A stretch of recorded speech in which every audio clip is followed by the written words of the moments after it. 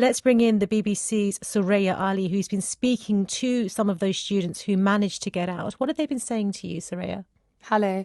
Well, yes, as you said, Ukraine was home to tens of thousands of international students, many from Africa. I've been speaking with dozens of them who now are really scrambling and struggling to figure out if they're going to be able to finish their university degrees.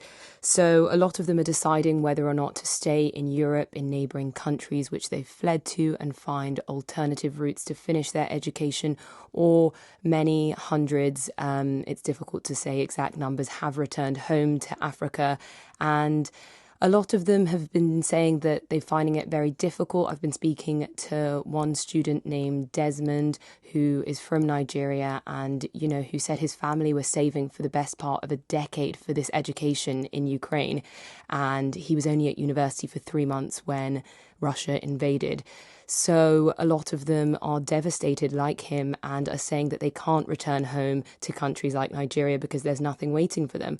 Others have gone home, but without transcripts, without their educational and academic records. So they're really scrambling now to figure out what are their next steps.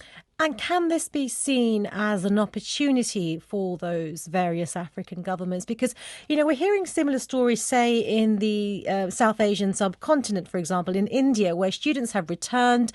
They've done 2 years, 3 years of medical school, and they've been told it counts for nothing. You can't carry on. What can governments say or do to better support these students who are going back to their countries? Yes, so we've seen African governments, Ghana in particular, really, ramp up their diplomatic efforts to try and support these students. They're trying to broker deals with foreign ministers and other universities.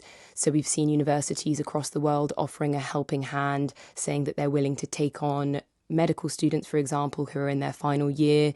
Semmelweis University in Hungary is saying that it will support and take on students on a temporary basis for free. But in terms of African universities, it's been that these offers are being granted, but they're really covered in red tape, and without their transcripts, it's really hard for the students to continue because they cannot prove which year they're in, which sort of academic level they're at. And equally, the universities in Africa perhaps just cannot take them on. But we have heard from places like South Africa, which is home to the country's top universities like the University of Cape Town, and the former vice-chancellor there said this really is an opportunity to show and see how they can support African students.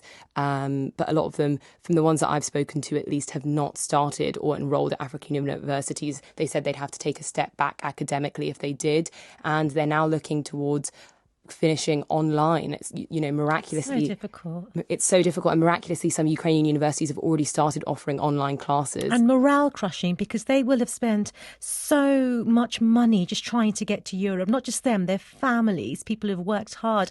Soraya Ali, thank you so much for bringing us that update on the situation of those students inside Ukraine trying to get out, who have managed to get out and who are trying to pick up on their studies where they left off. Thank you so much for joining us here on BBC OS.